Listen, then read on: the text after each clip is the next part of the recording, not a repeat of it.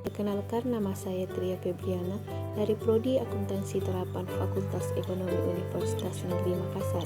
Di sini saya akan membahas sedikit mengenai perilaku organisasi.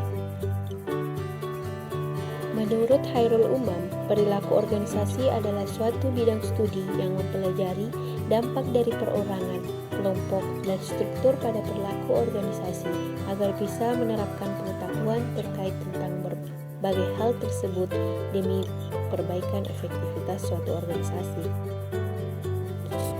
Beberapa manfaat dari mempelajari perilaku organisasi adalah sebagai berikut ini.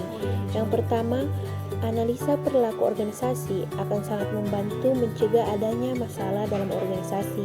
Yang kedua, memberikan motivasi dasar pada setiap manajer agar bisa memberikan pengarahan dan mengontrol bawahannya secara lebih efektif. Yang ketiga, perilaku organisasi akan bertindak sebagai map untuk kehidupan anggota yang ada dalam organisasi.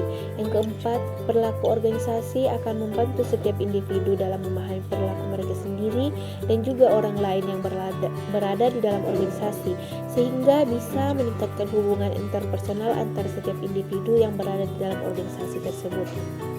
Dan yang kelima, membantu setiap manajer untuk bisa memahami dan juga memengaruhi lingkungan dan juga kejadian ataupun masalah yang ada pada organisasinya.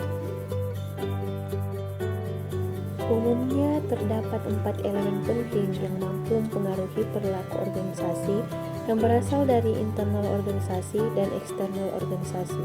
Di antaranya, yang pertama yaitu manusia.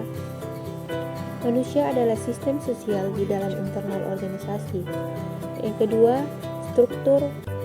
Struktur itu adalah hubungan pada setiap orang yang terdapat di dalam suatu organisasi.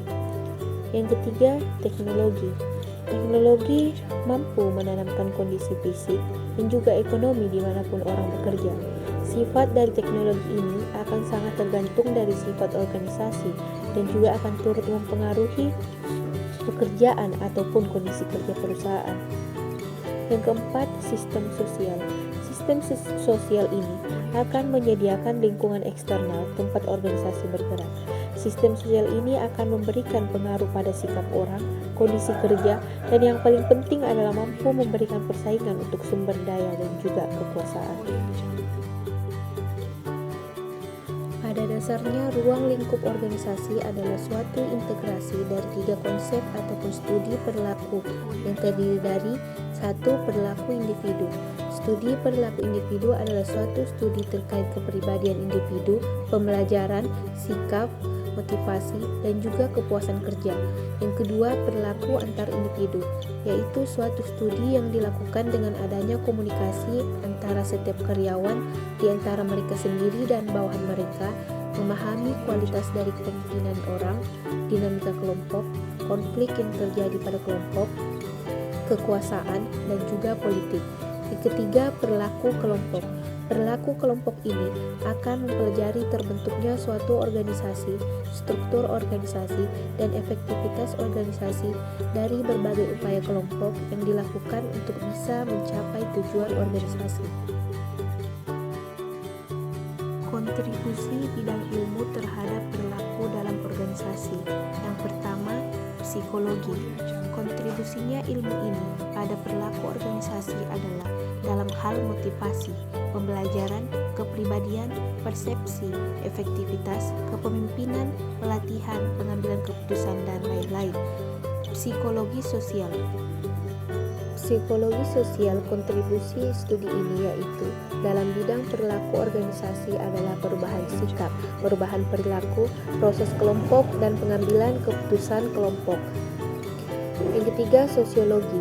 Sumbangsinya dalam perilaku organisasi adalah tim-tim kerja, dinamika kelompok, perilaku antar kelompok, konflik, perubahan organisasi, teori organisasi formal, dan budaya organisasi.